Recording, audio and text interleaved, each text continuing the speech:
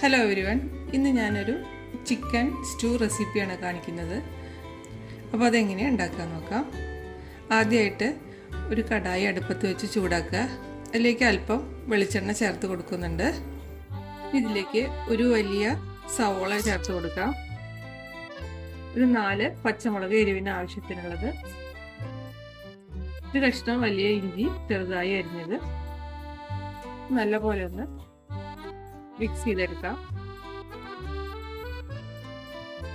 ഇതിലേക്ക് 2 കഷ്ണം പട്ട, 2 ഏലക്ക,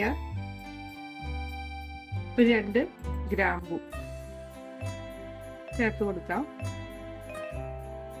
ഇത് 1/2 കിലോ ചിക്കൻ ആണ്. ഈ ചിക്കൻ ചേർത്ത് കൊടുക്കാം.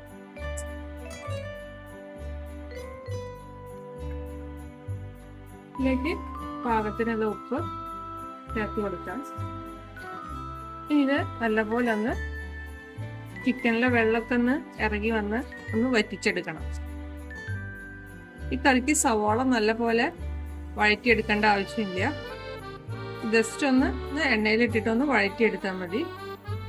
ഇതിലേക്ക് ഏകദേശം ഒരു 1.5 കപ്പോളം രണ്ടാം പാല് ചേർത്ത് കൊടുക്കാം.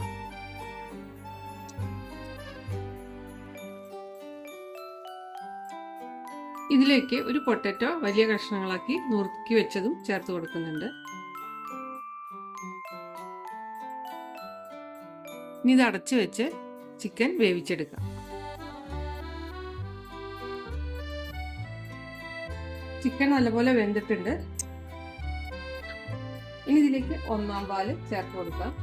ഇത് ഏകദേശം 1 കപ്പ് 1/4 പാലുണ്ട്. ഇത് 1/2 മുറി തേങ്ങയുടെ പാലാണ് ഇത് എടുത്തിരിക്കുന്നത്.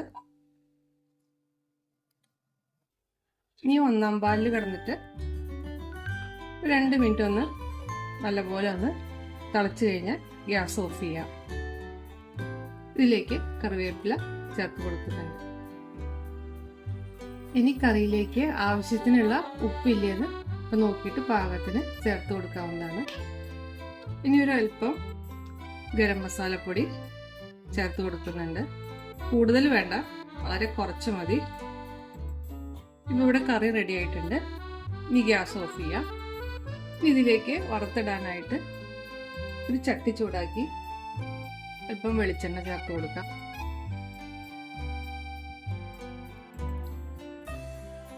ഇതിലേക്ക് ഒരു സവാള അരിഞ്ഞ് ചേർത്ത് നല്ലപോലെ ഒന്ന് ഫ്രൈ ചെയ്തെടുക്കണം.